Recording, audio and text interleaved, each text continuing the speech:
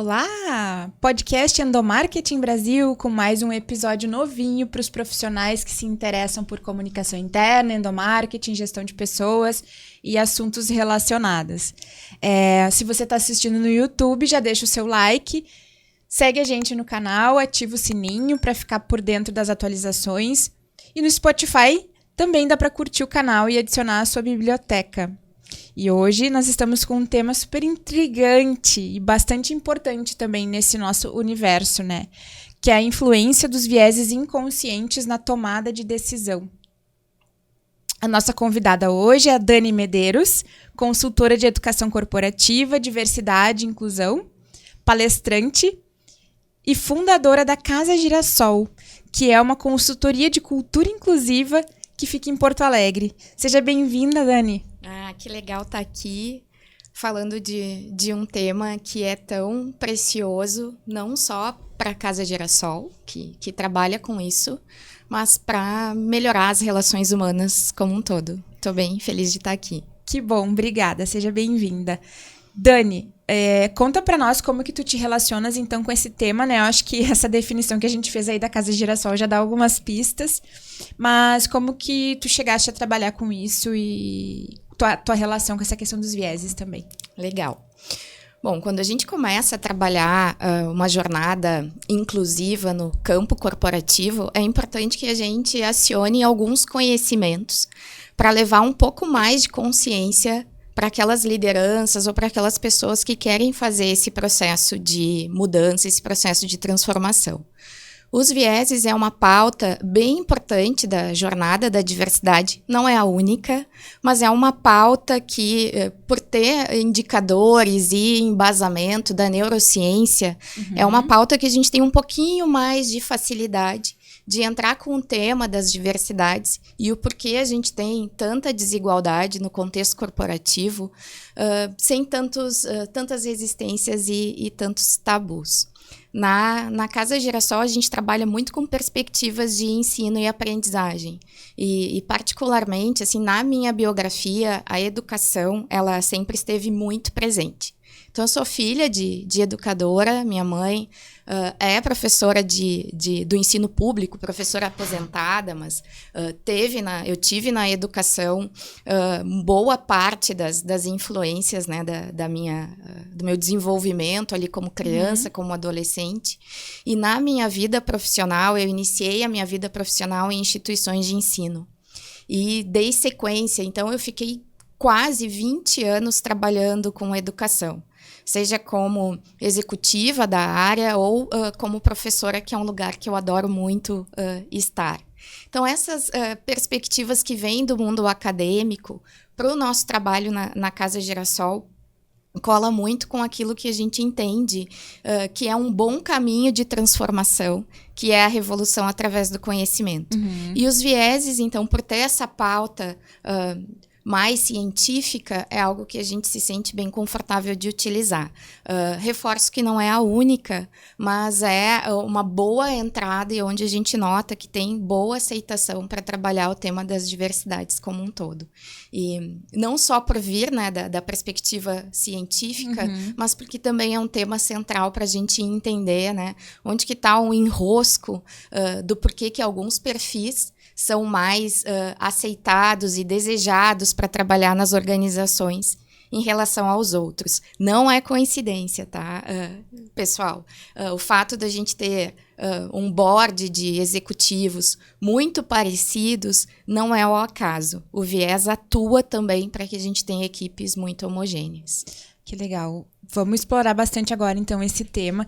Eu estava lendo um pouquinho sobre ele, assim, e a gente fica bem surpreso, né, de o quanto pode estar influenciando no nosso dia a dia. E não adianta, tem que entender do assunto, tem que conversar sobre isso, né.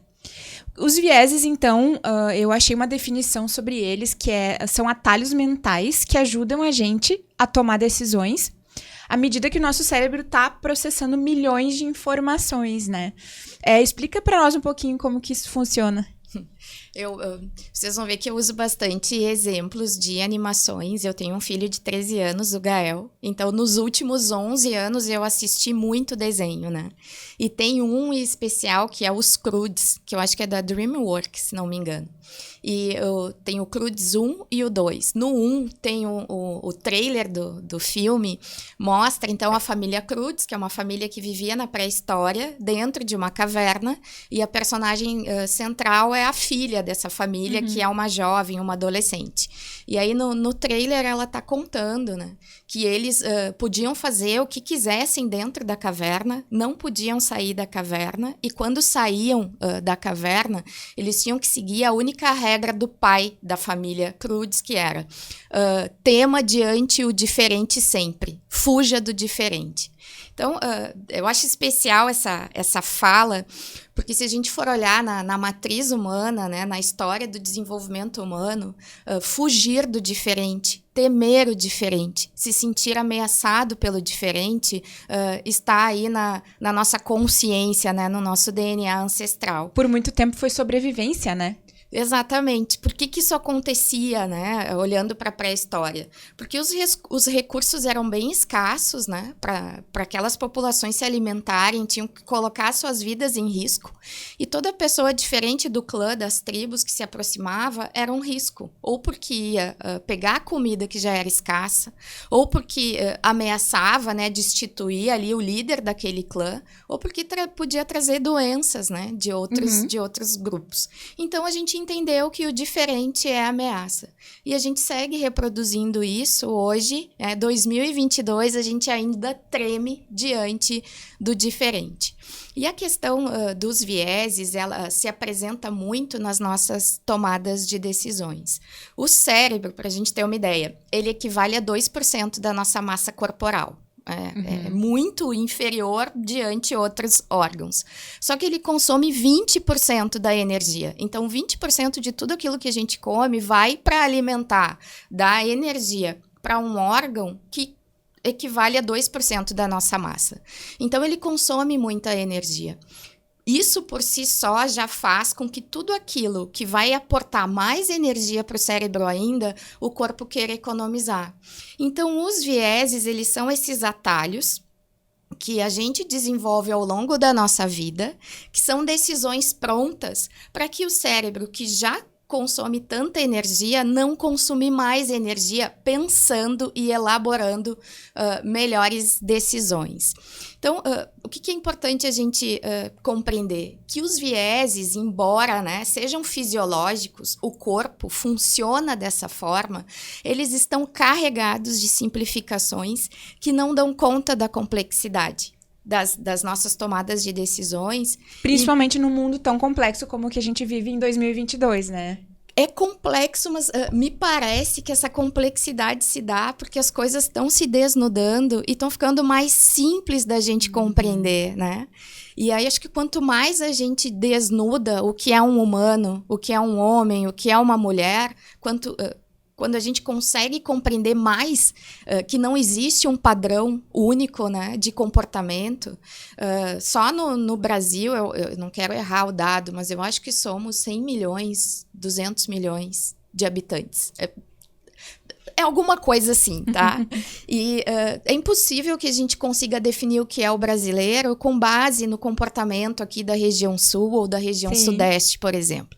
Só que a gente constrói esses ideários, né? A gente constrói esses atalhos, a gente acaba desde pequenininho separando o joio do trigo. O que é bom, o que é mal, o que é bonito, o que é feio, o que é certo e errado. Desde pequenininhos. Então, se eu me tomar como exemplo, eu tenho 45 anos. É possível que o meu padrão estético do que é bonito e feio eu tenha consolidado lá na minha primeira infância, até os 8, 9, 10 anos de idade. Cheio de vieses, né, dos padrões da época, né? Imagina, 30, 35 anos atrás. E se hoje eu quiser dar conta dessa complexidade, eu não posso usar esse conhecimento que se cristalizou há 30 anos atrás. Porque eu vou estar perdendo a oportunidade, uma, de me melhorar como indivíduo, e também de tentar desacomodar um sistema que é tão injusto, né? e que acaba reconhecendo pessoas por características, muitas vezes, que a gente não pode mudar. Eu não posso mudar a minha essência de mulher, eu sou mulher. As pessoas negras não têm como mudar a cor da sua pele.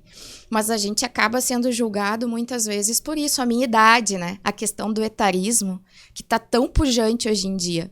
Eu sou consultora, mas se eu tivesse, por exemplo, que eu não quero mais ser consultora, eu quero voltar para o mundo corporativo. Com 45, 46 anos, ia ser muito mais difícil. E eu me considero hoje na melhor fase intelectual da minha vida.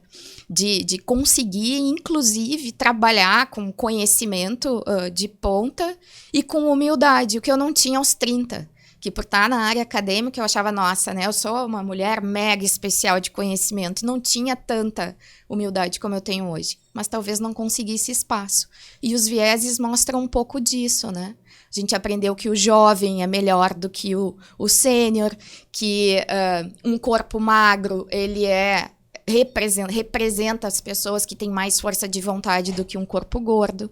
E por aí vai. Por aí vai. Eu tenho me interessado bastante sobre esse assunto, assim, a questão do né, falando em termos de aparência, a questão do cabelo liso, porque que ele... Agora a gente tá tendo uma fase que as pessoas estão fazendo as transições e tudo mais, mas ele é associado à riqueza, né?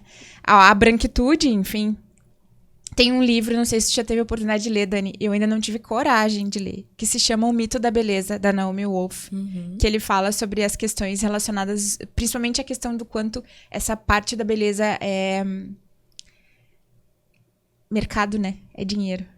É mercado, é dinheiro e acaba colocando as mulheres e os homens também em determinados lugares, né, socialmente construídos. E quando, por exemplo, uma mulher que tem um corpo gordo ou um homem que tem um corpo gordo mostra que é um corpo funcional, um corpo que pode ser amado, que pode desejar e ser desejado, né? Um corpo que pode praticar atividades físicas. Isso é muito diferente dos padrões que a gente aprendeu do que pode um corpo gordo. E aí a gente acaba muitas vezes rejeitando, ofendendo, humilhando, né? Tem perfis nas redes sociais que trabalham com a perspectiva corpo livre. E são homens e mulheres que são gordos, né? E gordas. Eu adoro segui-los. E o que tem de haters... né, ridicularizando, inferiorizando aquele corpo é doentio, é normótico e é um pouco desses padrões estéticos que a gente entende, né? Que inclusive, utiliza a própria ciência para justificar os seus preconceitos, né? A questão da doença, enfim. E quando, na verdade, a gente tem que ter um olhar muito mais amplo para essas questões, né? A gente já começou a falar de alguns dos vieses que costumam existir, assim, mas o que tu citaria como os principais? Vamos tentar pensar em alguns exemplos, assim, voltando um pouco para o mundo corporativo. Eu gosto de trabalhar na perspectiva dos vieses, né? Trazendo o que eles são, que tu começou trazendo esse conceito, eu trouxe um pouquinho dessa história aí da humanidade, o quanto a gente cristalizou no nosso DNA ancestral, esse medo do diferente. Mas acho que é importante, antes de chegar no viés em si, saber que desde pequenininhos a gente vem construindo referências, padrões, que na nossa fase, em todas as fases da vida, a gente vai recrutar esses padrões, né? Que geralmente acontecem lá na infância, se cristalizam lá na infância, para tomar as nossas decisões. Então, acho legal saber o que são vieses, mas como que esse fenômeno ele é possível dentro do desenvolvimento humano, né? Então, quando nós nascemos como se tivéssemos na nossa mente um álbum de figurinhas a ser completado. Nossa, álbum de figurinhas, pelo menos para mim, né? A história era uma coisa bacana, assim, de fazer, né?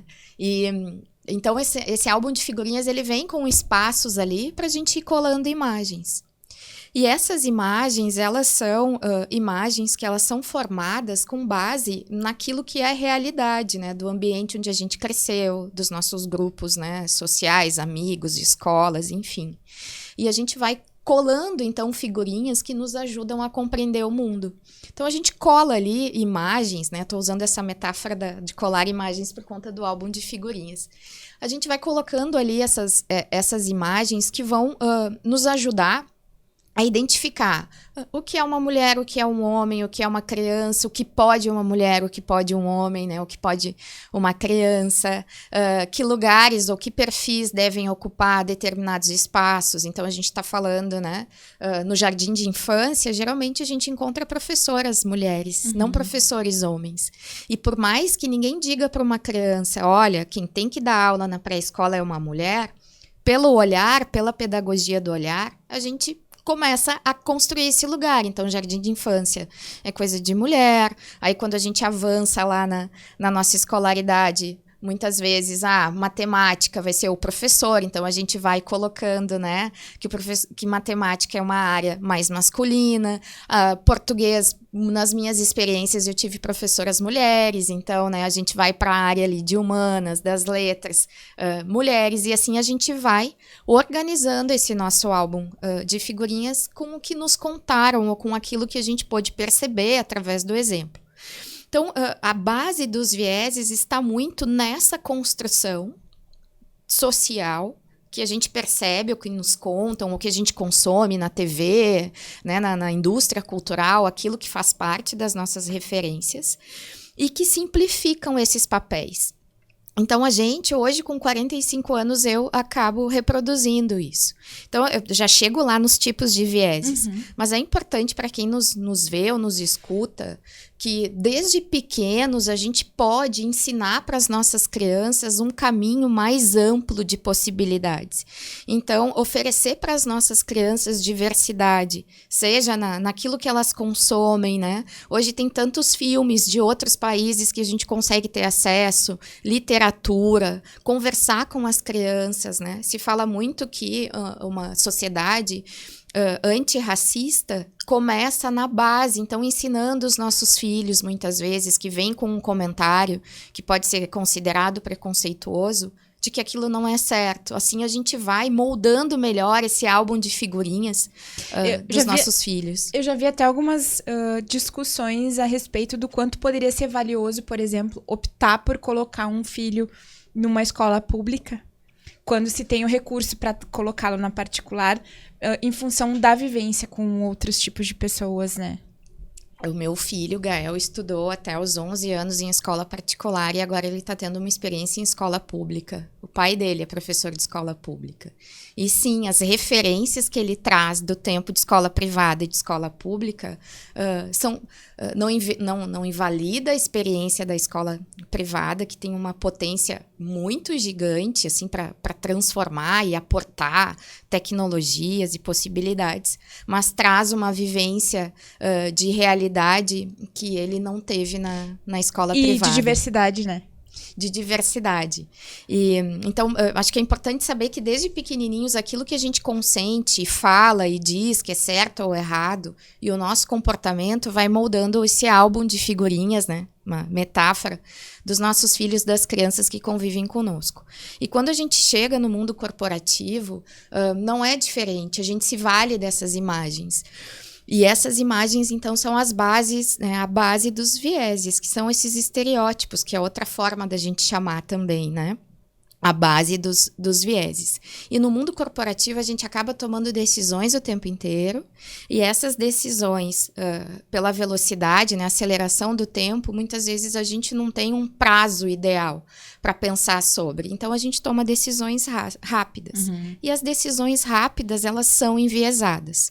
Não existe uma decisão ponderada, madura, que faz reflexões assim, para além do status quo, que seja tomada, né, em milésimos de segundo. E alguns exemplos, então, dos vieses que a gente pode encontrar no mundo corporativo. Como seres sociais, nós nos sentimos à vontade de estar entre os nossos, né? Aquelas pessoas que se parecem conosco, que têm biografias muito parecidas com a nossa. E aí tem um viés que a gente chama que é o viés de afinidade. É a tendência que a gente tem de querer nos cercar de pessoas parecidas conosco. E é parecidas mesmo, né? Então tem quem é mais veterano e veterana aqui vai se lembrar. Tem uma propaganda bem antiga que é de camisas executivas, assim, camisas masculinas. E aí se mostrava uma sala de reuniões cheia de homens iguais, fisicamente falando, e aí tinha um que não era igual porque tinha uma camisa diferente. E aí aquela pessoa que estava vestida diferente sofria ali algum tipo de assédio do seu diretor, do seu líder. Aí a cena seguinte era todo mundo com a camisa igual, e aí essa pessoa com a camisa igual também. E aí o líder que tinha assediado essa pessoa na cena anterior batia nas costas dele e dizia: bonita camisa, Fernandinho. Então, é uma referência que eu tenho, uma propaganda bem antiga, anos 80, início dos anos 90, talvez. Mas é um pouco o que representa essa questão, né, da afinidade. Então, a gente contrata as pessoas, promove, tenta estar em ambientes que a gente compreende que ali estão grupos mais similares que o nosso. Então, esse é um viés de afinidade que nos ajuda a compreender, né, o porquê que os grupos são tão homogêneos, né? Por que não tem tanta diversidade assim, principalmente em cargos de gestão. Esse é só um exemplo. Tem mais de 180 tipos de vieses. Então, acho que não traz um resultado muito efetivo decorar os tipos de vieses. Mas entender que se eu tomo uma decisão rápida, se eu não levo para o sono, por exemplo, né? Se eu não consigo maturar um pouco aquilo, eu posso estar cometendo injustiças e trabalhando para retroalimentar a desigualdade social que a gente vê fora das organizações, dentro das organizações. Tem um exemplo bem recente que eu me lembrei. No LinkedIn, e acho que em outras redes, circulou uma foto de umas portas de banheiro masculino e feminino. Masculino, não dizia nada, não dizia qual era o masculino e feminino. E um tinha, assim, blá, blá.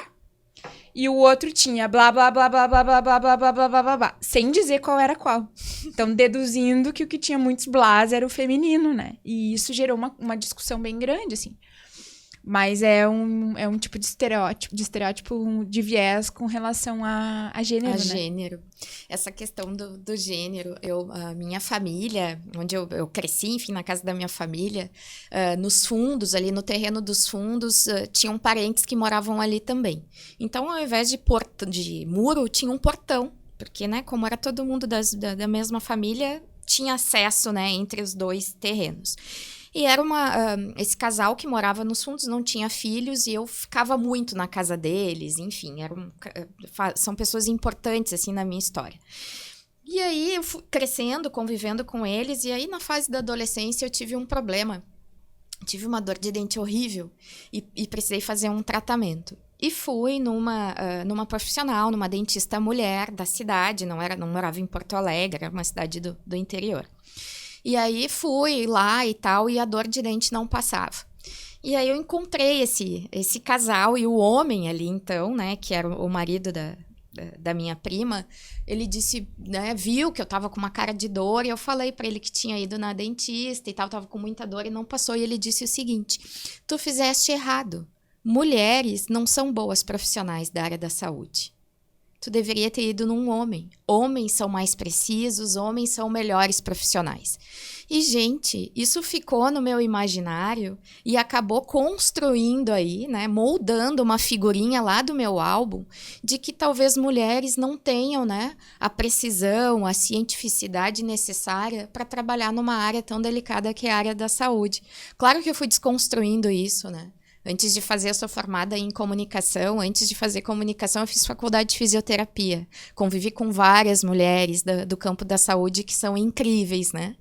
Mas isso acaba moldando o nosso julgamento, né? E colocando as mulheres num lugar que historicamente se busca colocar de que mulheres não são, né, perfis ideais para trabalhar com ciências exatas, né? Ou com pesquisa, ou com áreas que requerem um estudo e uma concentração tão intensa como as áreas da saúde, por exemplo.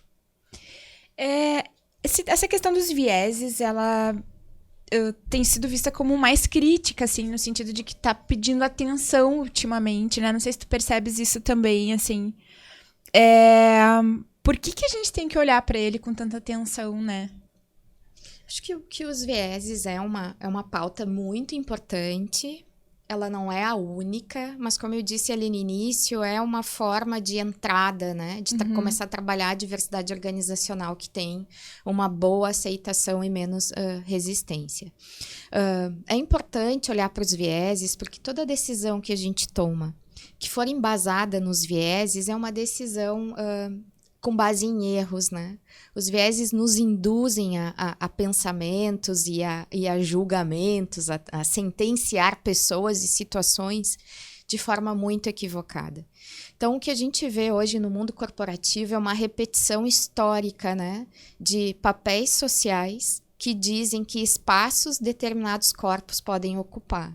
Então, quando a gente vê, né, a pedagogia do olhar, ou muita gente fala, né, usa a metodologia do pescoço, olha para os lados e identifica os perfis Eu adorei essa. que estão trabalhando. Então, a gente vê o board aí na diretoria, C-levels, historicamente composto por um perfil muito parecido, que são homens brancos de meia idade, heterossexuais.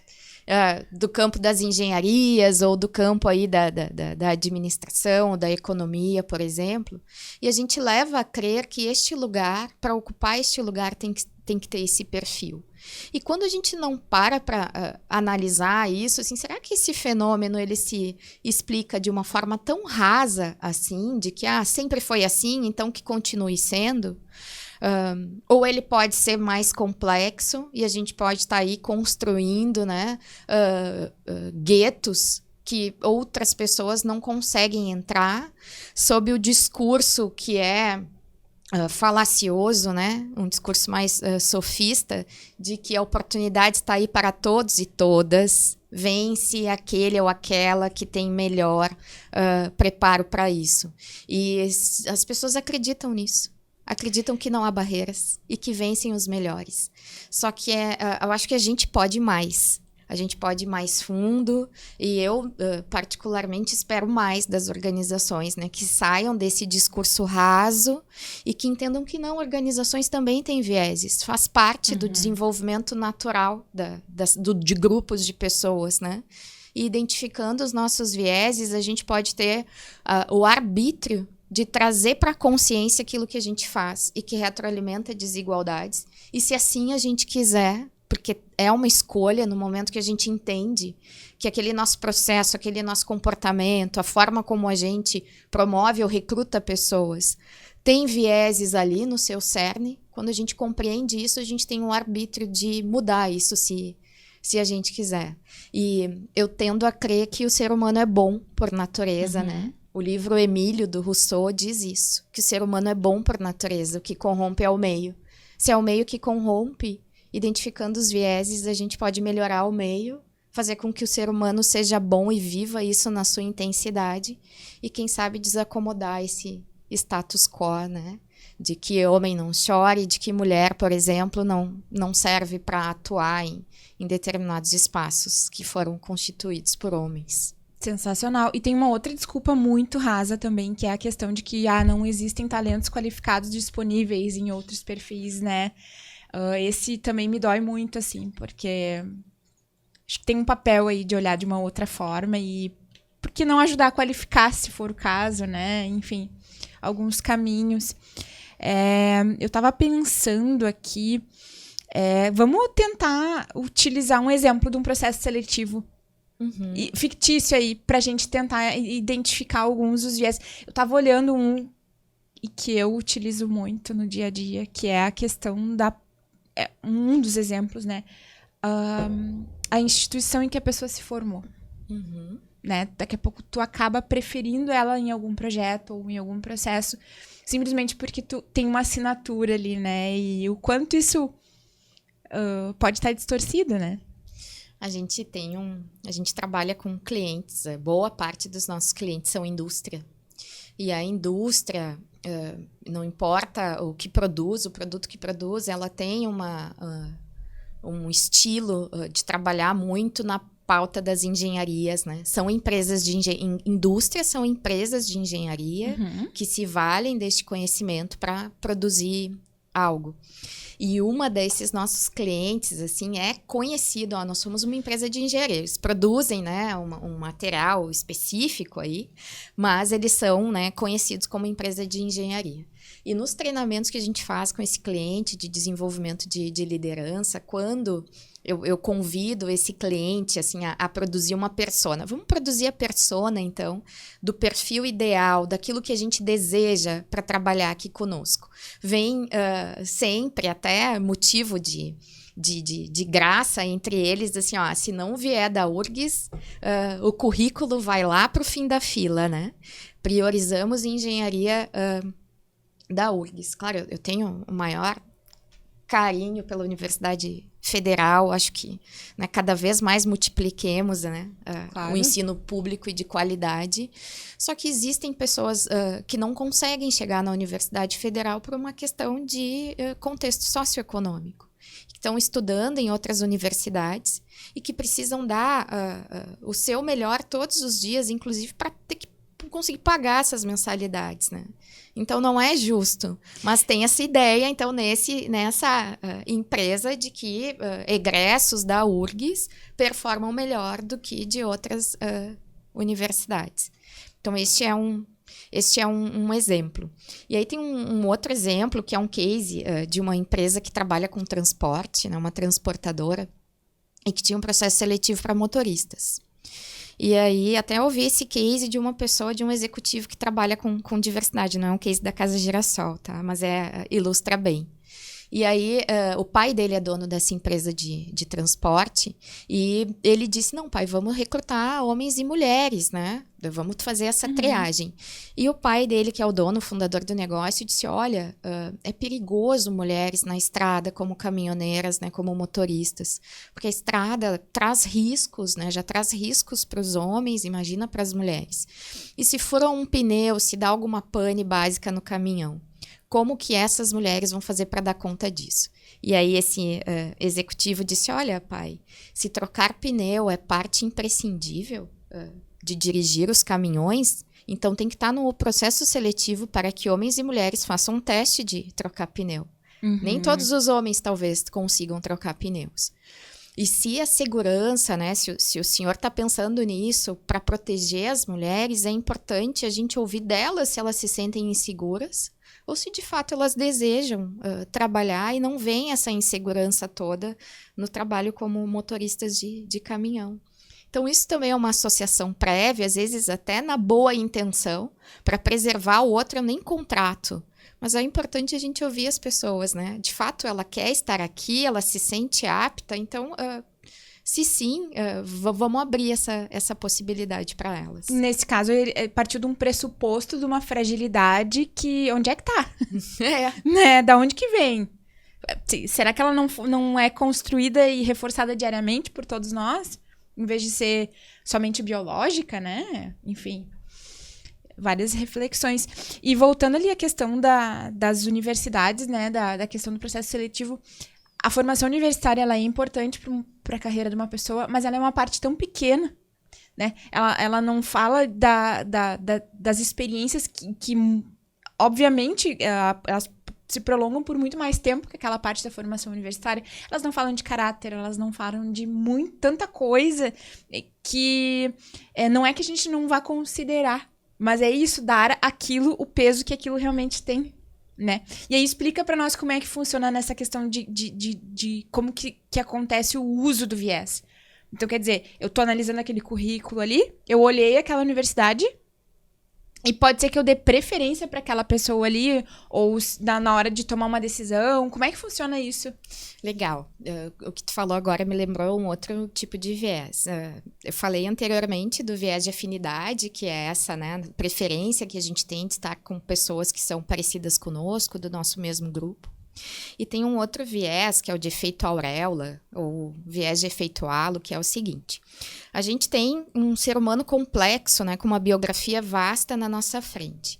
Aí a gente pega o currículo dessa pessoa e identifica ali que essa pessoa estudou não necessariamente na URGS, mas na mesma universidade que estudamos e que passou por disciplinas com os mesmos professores que passamos. Aquilo ali já faz o nosso coração bater mais acalorado, né?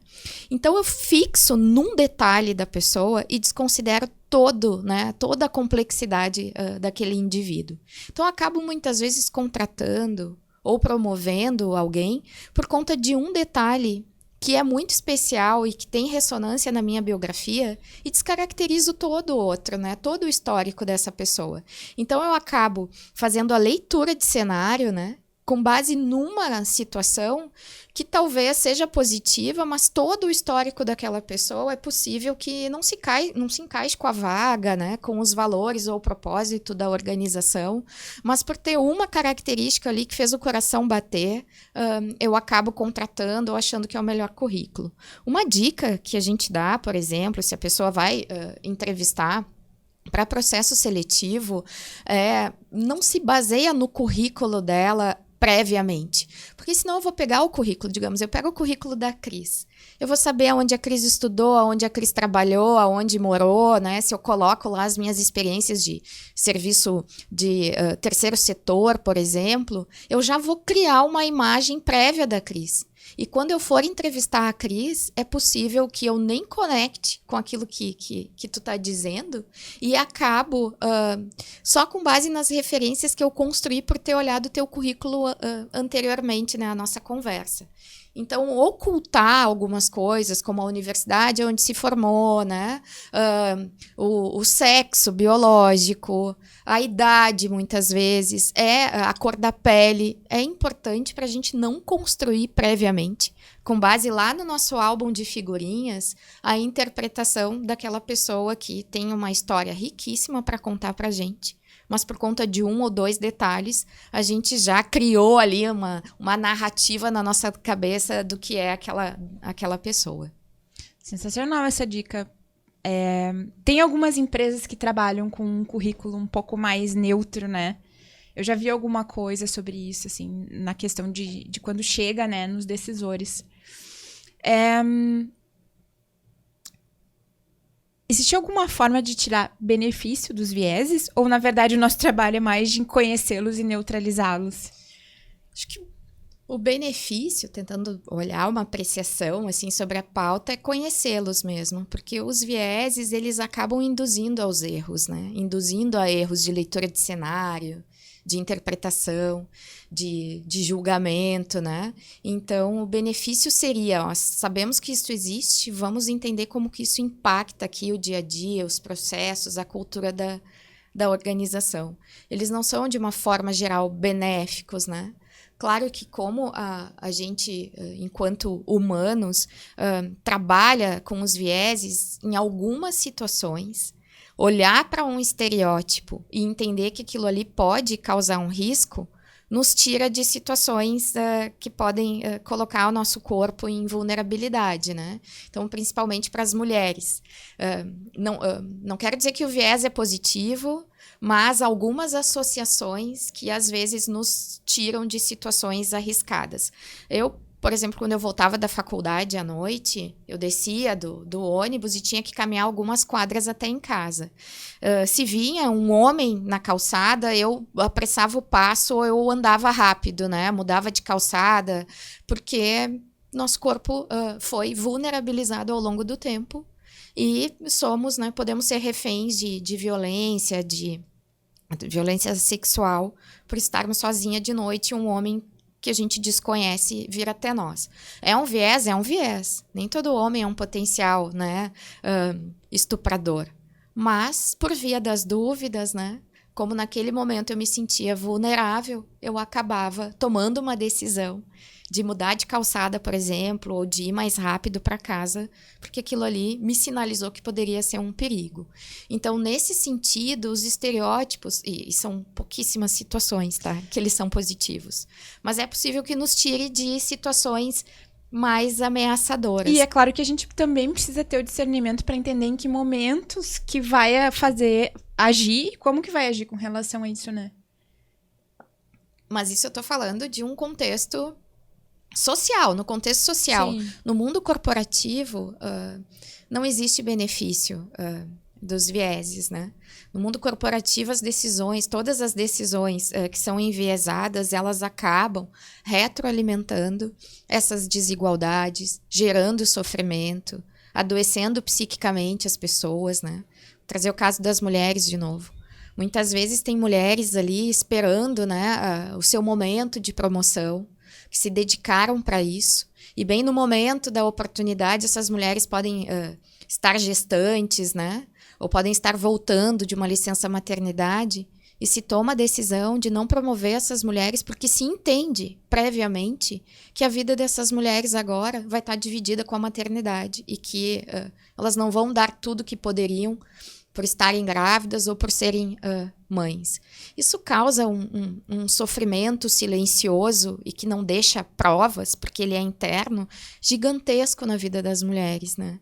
Isso é uma tomada de decisão que a gente faz com base nos vieses, que se entendeu em algum momento que a mulher ela vai dividir a sua vida e vai performar menos, né? Muito pelo contrário, quem fala isso não teve a oportunidade de olhar atentamente o que faz uma mãe, as possibilidades de performance de uma mãe, né? Que além de todo o contexto da maternidade, que é gigantesco, ainda dá conta das questões profissionais. Então, eu sou mulher, mãe, tô falando aqui de meu lugar de fala. A gente corre muito mais. Claro. Do que as pessoas que... não que as pessoas que não têm filho não corram, mas eu, Dani, corro muito mais hoje do que há 13 anos atrás, quando eu não tinha tido ainda a experiência da maternidade. E é curioso porque são muitas das possibilidades de vieses, né, Dani? Vamos tentar pensar aqui em alguns outros exemplos, porque tu tinhas falado que a gente pode mapear aí mais de 180 tipos. Vamos tentar pensar nos bem diferentes, assim, só para deixar bem ilustrado pro pessoal que o assunto é bem complexo e importante, assim. Tem um viés, que é o viés confirmatório, que é a tendência que a gente tem de, na complexidade das situações, cavar um comportamento, né, ou algo que pode ser muito incipiente para reforçar as nossas crenças. Então, tem um exemplo que é o seguinte, ainda, né, em 2022, algumas empresas têm muito tabu com estilo, identidade de algumas pessoas que trazem nos seus corpos tatuagem, né, ou que têm dreads nos cabelos, ou que se vestem de uma forma que fura a bolha, né, daquele tradicional social executivo que a gente conhece, né, do terninho, por exemplo. E aí ainda tem um olhar desconfiado para essas pessoas, né? Mas digamos que, né, nas políticas das diversidades a gente vai lá e aposta e contrata essa pessoa, mas temos essa pré-definição de que pessoas tatuadas ou com dreads no cabelo ou que têm uma expressão diferente do trajinho social, são pessoas rebeldes ou que podem ser mais levianas, mas a gente contrata essa pessoa. E aí essa pessoa, sei lá, performa bem, se relaciona super bem com os colegas, né? Teve uma entrada, se aculturou de forma muito positiva durante aí 3, 4, 5 meses. E aí numa situação que pode ser numa reunião, por exemplo, essa pessoa discorda da nossa opinião. Porque, né, estamos trabalhando com diversidade cognitiva, inovação, construção de ideias inovadoras se dá, né, na divergência do status quo. E essa pessoa diverge da nossa opinião, do que a gente está promovendo. Nós desconsideramos todo esse histórico aí, positivo, de quem se aculturou bem, que tem um relacionamento legal e performa bem. Focamos nessa situação que essa pessoa discordou da gente e diz, tô falando, não dá para contratar, por exemplo, pessoas com esse perfil, porque, olha aí, são rebeldes mesmo, né? Aí a gente desconsidera todo o histórico positivo e foca só nesse episódio que vai confirmar as nossas teses, as nossas crenças de que pessoas com esse perfil ou qualquer outro perfil, eu estou trazendo o exemplo, me sinto à vontade de trazer o exemplo das tatuagens, porque eu tenho muitas tatuagens no meu corpo, né? Mas a gente desconsidera o histórico positivo e cristaliza só neste episódio que comprova a nossa crença pregressa de que pode dar problema a este perfil. E aí, falando um pouquinho sobre as consequências disso, a gente olha pelo outro lado, né? O quanto as pessoas acabam deixando de se expressar, nesse caso que a gente está comentando visualmente, por conta de entender que podem ser vítimas de vieses inconscientes. Tu estava falando da tatuagem, eu tenho algumas também. Meu sonho é ter um piercing daquele indiano aqui. É lindo, acho lindo. Lindíssimo.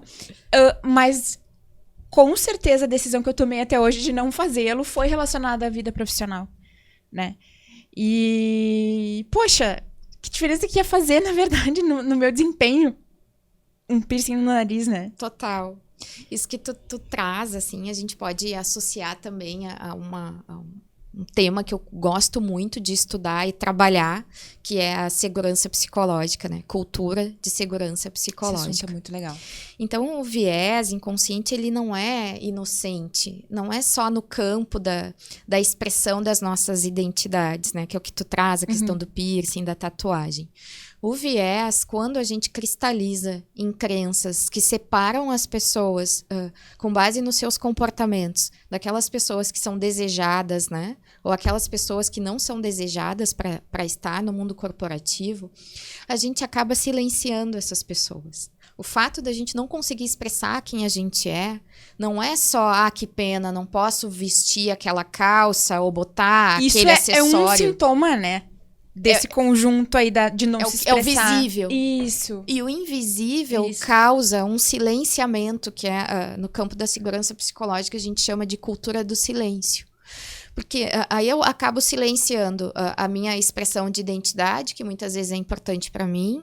Aí eu acabo silenciando a minha orientação sexual, né? Porque se eu estou num ambiente heteronormativo, que faz piadas o tempo inteiro com pessoas que não são heteronormativas, e se eu sou da comunidade LGBTQIAP+, eu vou acabar ocultando isso que é muito importante para mim. Eu posso ocultar a religião que eu professo, se eu noto que tem preconceito quando a gente sai do campo das religiões mais cristãs. Então, se eu professo uma religião de matriz africana, é possível que eu também não revele isso. E aí isso vai gerando, ao longo do tempo, silenciamento em cima de silenciamento. E aí, quando eu preciso que as pessoas se expressem, elas não vão se expressar. Porque a cultura simbólica ali é a do silenciamento. Então, tem um documentário na Netflix, que eu acho que chama Plano de Voo, que conta como a Boeing caiu né, primeira no mundo. Já vi. É muito bom esse documentário, né? Fica a dica. A Boeing era a primeira no mundo. É bom e é assustador, né? Ao mesmo tempo. Porque... É educador, eu acho. Mas eu digo... sim, com certeza. Mas eu digo com relação aos aviões. Sim, nesse sentido, sim. Mas é impossível que ninguém naquela empresa tenha percebido os erros, né? Nos processos que levaram os aviões a cair. Uhum. Só que se construiu uma cultura do silêncio tão importante nessa empresa que as pessoas não se sentiram ouvidas ou não puderam falar dos erros que levaram a esses acidentes brutais, né? Muitas pessoas mortas na queda desses aviões. Então, a cultura do silêncio, que começa vetando a expressão das nossas identidades, ela desemboca nos empregados terem consciência de erros, não vão falar desses erros. Esses erros podem levar a situações gravíssimas no mundo corporativo e ninguém vai dizer, porque a pauta ali, né, o status quo é silenciar as pessoas. Então, se eu sou silenciado aqui, o que vai ser de mim se eu apontar o erro de alguém? Então, eu também não aponto o erro de alguém. Então, o primeiro grau do silenciamento pode estar em vetar a nossa identidade, a expressão da nossa identidade. Mas essa, né, escalada, ela é muito nociva, porque ela causa danos, né, transtornos mentais para essas pessoas, causa sofrimento e causa também um silenciamento no campo dos processos, que é muito nocivo para as empresas. Então, todo mundo perde nesse sentido, né? E aí a ponta do iceberg pode ser o viés, que às vezes a gente diz, ai, que bobagem, é só tu não botar essa calça rosa, bota a calça preta. Não é só isso, né? A consequência não é só essa.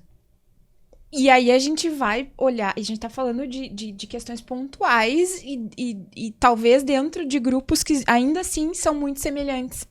Agora a gente vai olhar para outras questões, por exemplo, a população trans, a população negra, que é enorme e que a questão da diversidade com relação a racial, né, e cultural no meio corporativo, ela é muito menos falada que outras questões. Que o gênero, que a própria deficiência física, porque a gente tem leis que exigem, né, cotas e tudo mais. Então, que eu iniciei falando que são grupos que são muito mais diferentes que o status quo, né?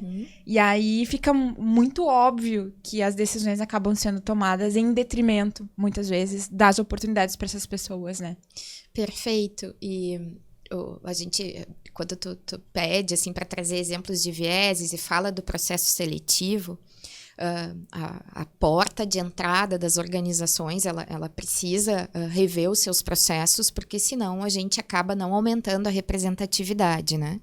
Então, a atração de talentos diversos, ela passa por essa revisão de quais são os critérios que a gente tem aqui e se esses critérios eles estão excluindo uma diversidade, né, um perfil mais heterogêneo. Mas o que eu gosto de ressaltar também, que tão importante quanto atrair, é cuidar das pessoas que já estão nas organizações. O contingente é pequeno, né? De pessoas não brancas, o contingente é bem pequeno, né? A nossa experiência é mais em indústria. Então, na indústria, a gente não tem um número expressivo de mulheres, não tem um número expressivo de pessoas trans, não tem um número expressivo de pessoas não brancas, mas elas estão lá. Então, tão importante quanto olhar os processos seletivos e a forma como a gente está triando é entender como que está a situação, né, o bem-estar dessas pessoas dentro das organizações. Não é só aumentar o número, né? Não. E aí tem a frase da Verna Myers, que é super trazida nas pautas de diversidade, que é: diversidade é convidar para a festa e inclusão é tirar para dançar.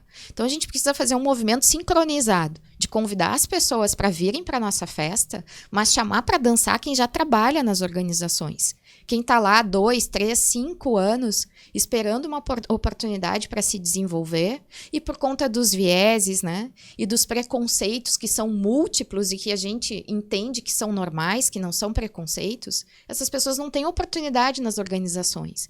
Então não eu não quero usar essa expressão criminoso, porque não é no campo do crime, mas é desonesto chamar as pessoas para a festa, dando a falsa ilusão de que elas vão poder dançar, e elas entram nas organizações e ficam anos nos mesmos lugares, porque não é o perfil que a gente mais conhece que pode se desenvolver e ser promovido. As pessoas com deficiência, por exemplo, seja física, seja cognitiva, elas entram muitas vezes por questões de cota, de legislação, e elas passam uma vida inteira no mesmo lugar. Isso não é inclusão. Inclusão é contratar essas pessoas e entender dentro da jornada do empregado o que a gente precisa transformar no mundo corporativo para que ela ascenda profissionalmente se ela quiser.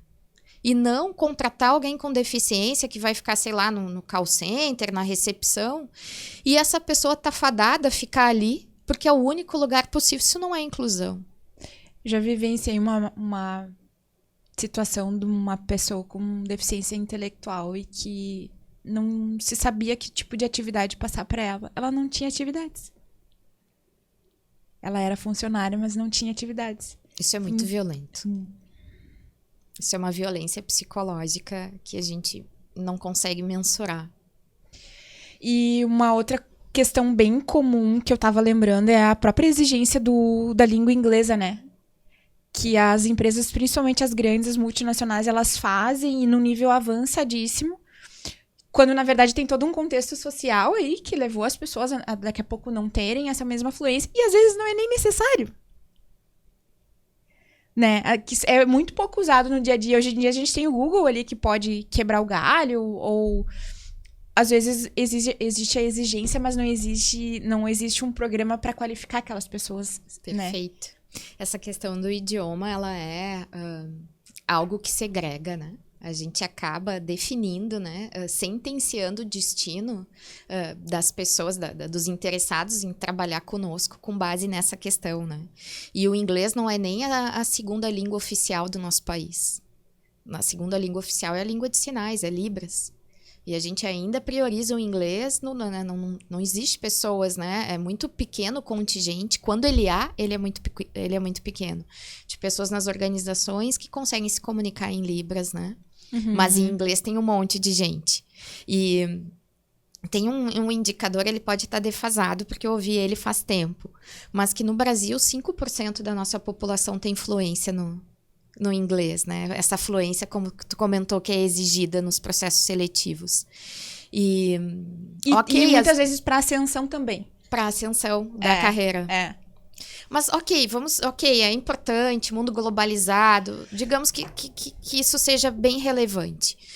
O que é inclusivo a gente fazer? Pegar a nossa população que está em casa, nas organizações, e instrumentalizar essa galera.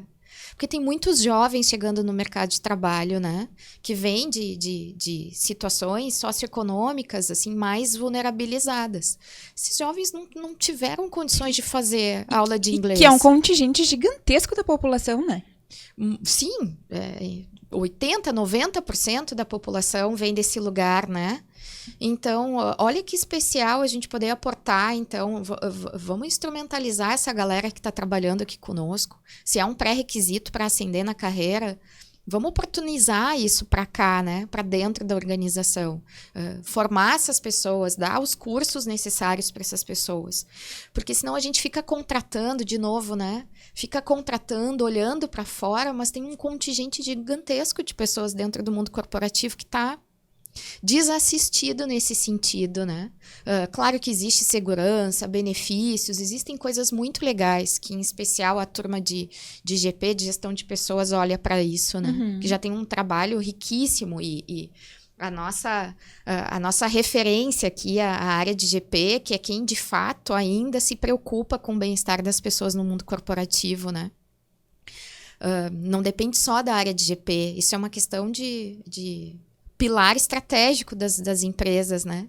É questão de propósito. Sim. Então, não está na mão do GP salvar o mundo corporativo, mas nos executivos, né? Na alta gestão, que traça os caminhos estratégicos, colocar essa questão da humanização dos negócios para autorizar todas as áreas, não só a GP, a trabalhar com isso, né? Essa questão da humanização dos negócios e uma reumanização, na verdade, né? Estava muito presente no discurso dos palestrantes e das pessoas que a gente entrevistou lá no próprio CONAR, né? Esse primeiro grande evento de recursos humanos pós-pandemia. E pós-pandemia não, né? Pico de pandemia. Pós restrições mais extremas, né? Então, ainda vai se falar muito sobre isso daqui para frente. Vamos tentar resumir, assim, então, o que benefícios a gente, né, as empresas e principalmente a sociedade tem ao olhar para esses vieses, né? Acho que a gente pode tentar trazer numa frase o que são vieses, né? Para ficar um resumo do capítulo.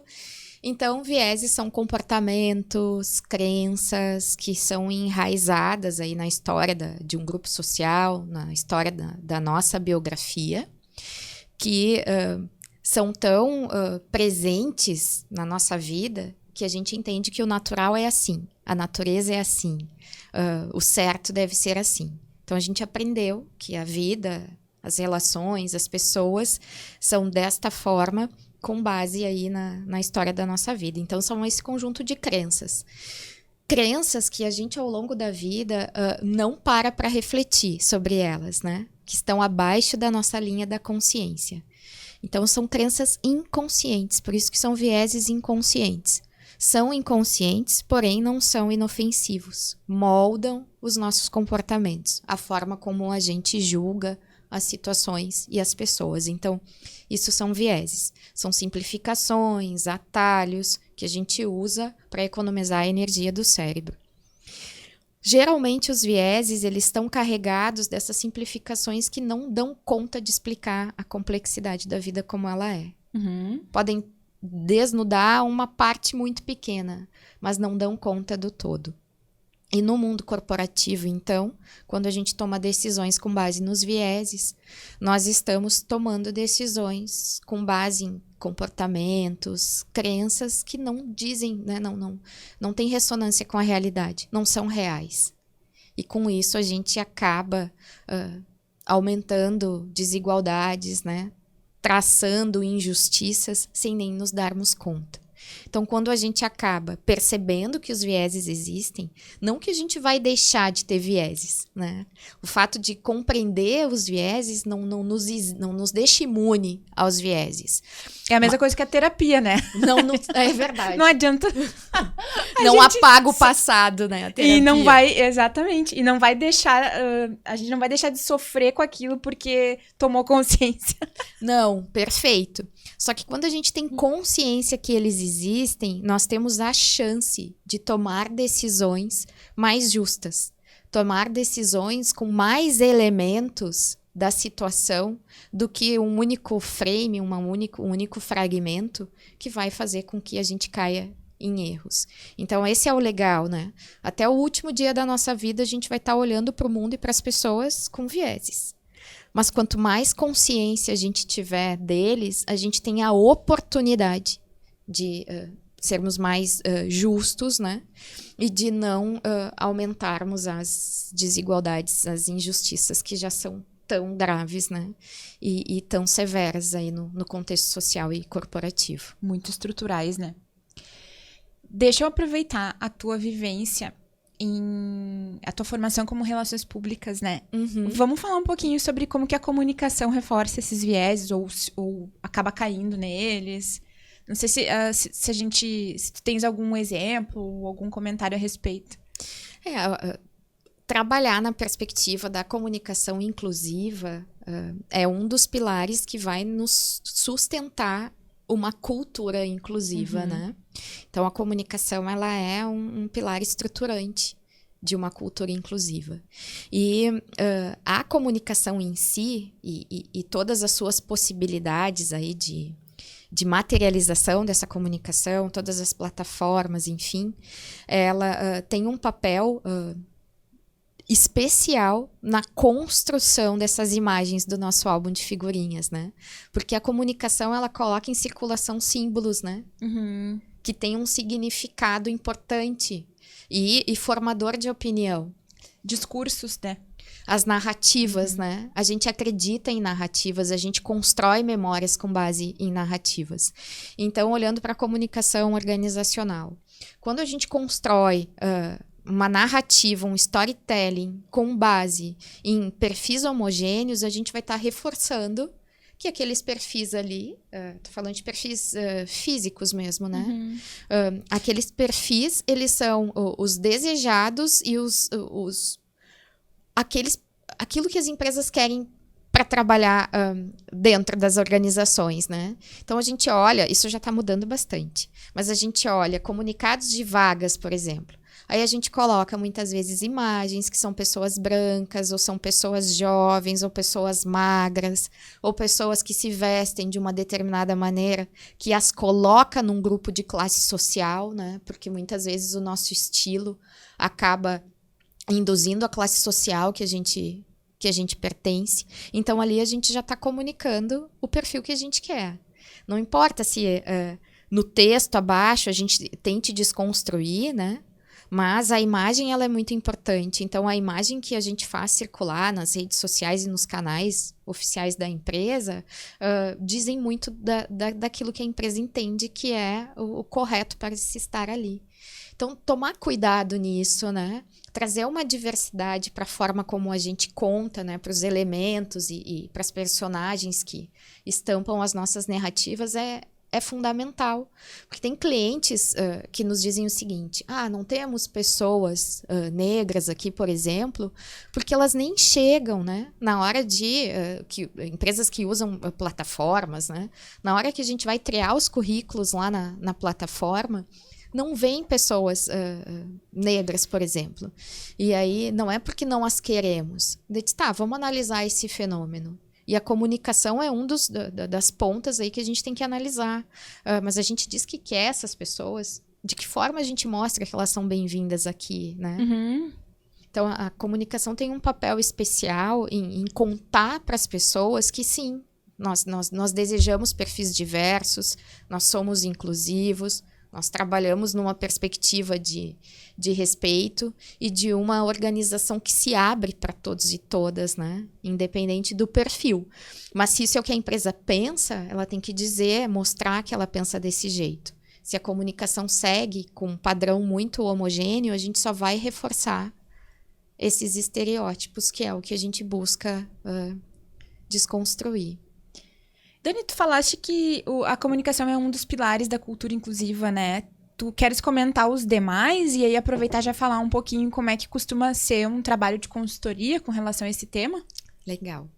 Então, a comunicação é um desses pilares e quando a gente está montando os primeiros times, assim, que vai trabalhar os processos de mudança para comunicação inclusiva, para cultura inclusiva, a comunicação acaba junto ali, né? Formando ali o time prioritário.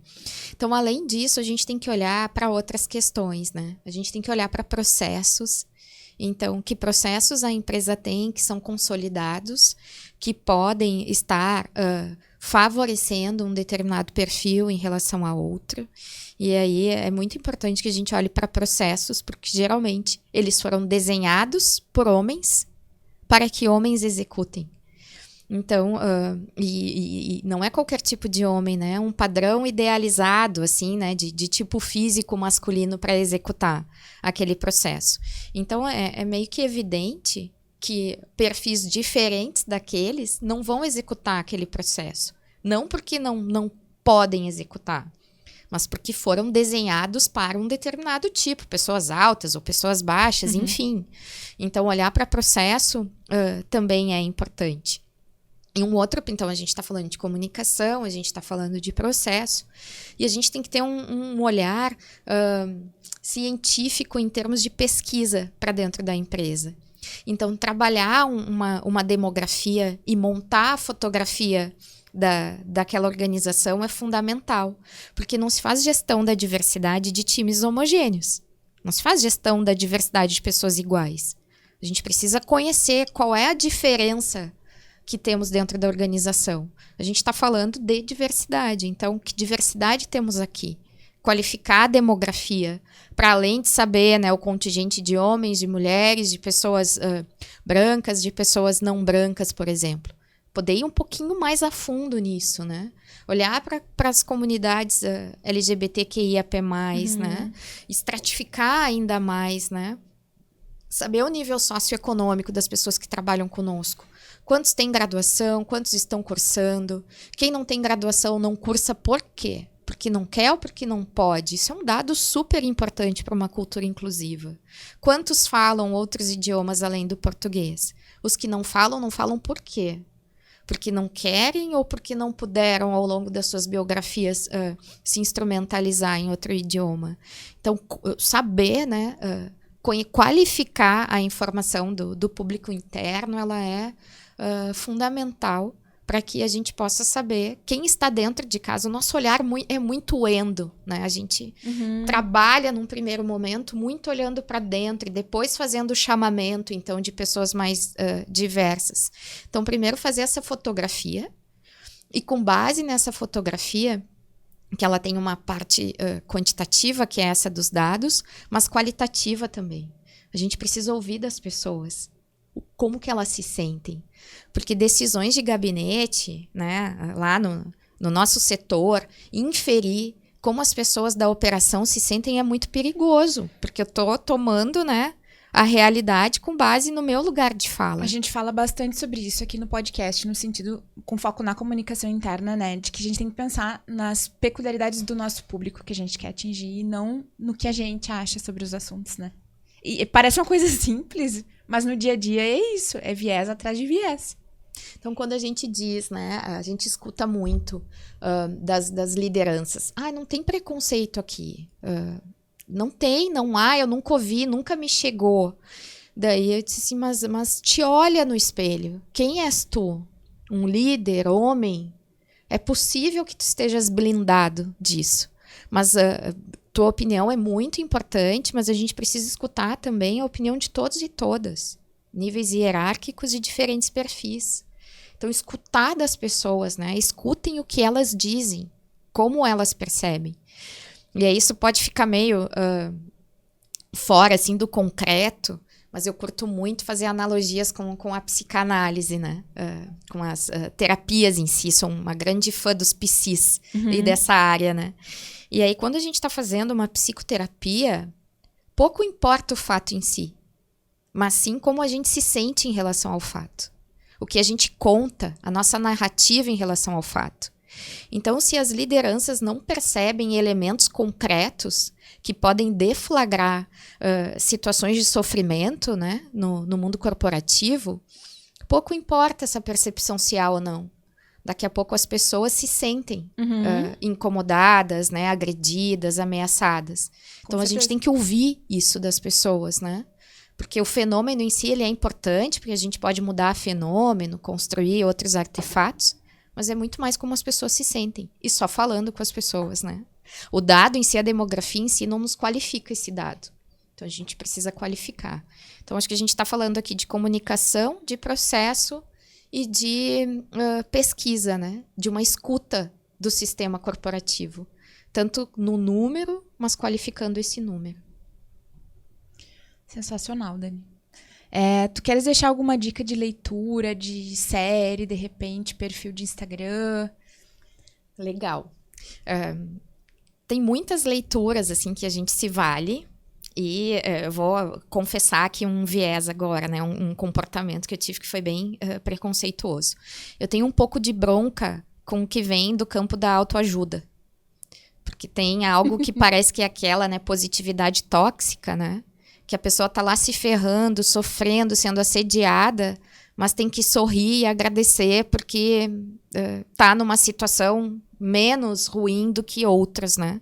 Então eu tenho um pouco de bronca disso, porque eu acho que isso leva, em especial, os grupos vulnerabilizados para um espaço de expor os seus corpos mais à violência, né? E aí eu achava que uma figura muito importante, que é a Brené Brown, trabalhava no campo da autoajuda. Então eu fiz esse julgamento errôneo sobre ela.